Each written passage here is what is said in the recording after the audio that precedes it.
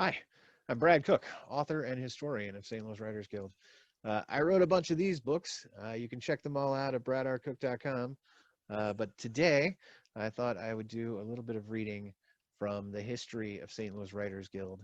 It is the 100th anniversary, and I'd ask that you purchase this book if you're interested from your favorite local bookstore. Help out the literary community. Thanks. This is my introduction to St. Louis Writers Guild. I discovered St. Louis Writers Guild like many new writers because I'd written a lot of words but didn't know what to do with them. I finished my first manuscript in December of 2006 and was trying to figure out how to become an author. My wife was online one day and found the website for St. Louis Writers Guild. She called me in and I read about their upcoming meeting. Not certain if I could become a member or not, or if St. Louis Writers Guild could even help, I thought I would check it out. It was a step in the right direction. If nothing else, a place to learn about the publishing industry. In the days leading up to the meeting, I debated whether or not to even go. I kept thinking, who am I? I'm not really a writer. I'm only trying to be a writer. Sure, I'd written several pieces, but I wasn't significantly published.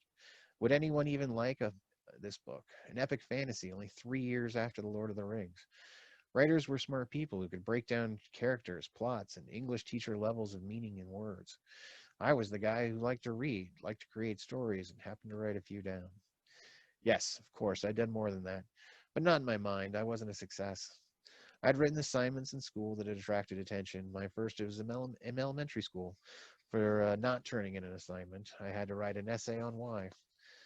My piece, Why Homework Shouldn't Be Late, went on to be published in the school's newsletter. My first book was in elementary school, a little picture book for creative writing class.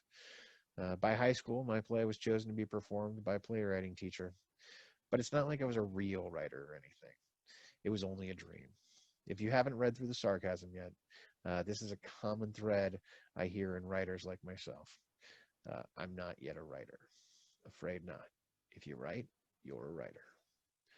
I decided to jump in. If nothing else, I'd stay for a moment and slip out the back. Nervous and figuring I would never fit in, I took a notebook and jumped in my car on a mid-January morning. Saturday, January 6, 2007. The weather was cold, but I don't remember tons of snow. At the time, St. Louis Writers Guild met in a large room, the community room, in the back of the Crestwood Barnes & Noble on Watson Road. Worried about being late, I arrived 30 minutes early, slowly made my way to the back of the room. Laughter seeped around the door, which was sat slightly ajar. Uh, Taking a deep breath, I stepped inside. Three women arranged rows of chairs and a couple of large tables at the front. The rectangular room stretched far to the back of the store, and the chairs were lined up to face one of the long walls. A thin-framed woman with short hair approached with a smile and said, "Welcome.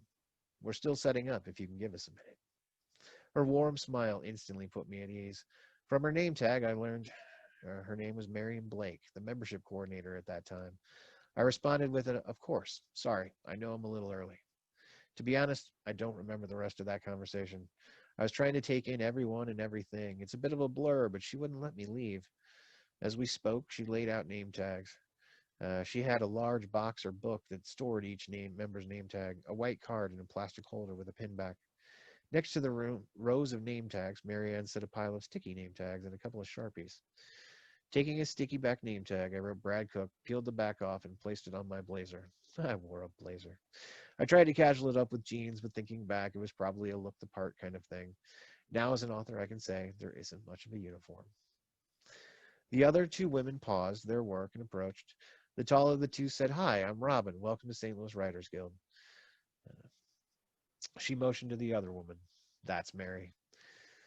The woman with short brown hair waved her hand. "Come on in."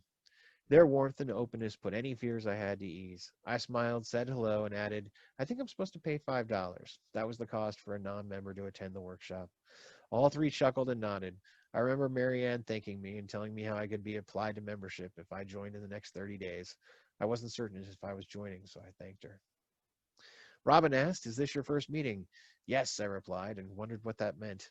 Uh, I wrote a manuscript.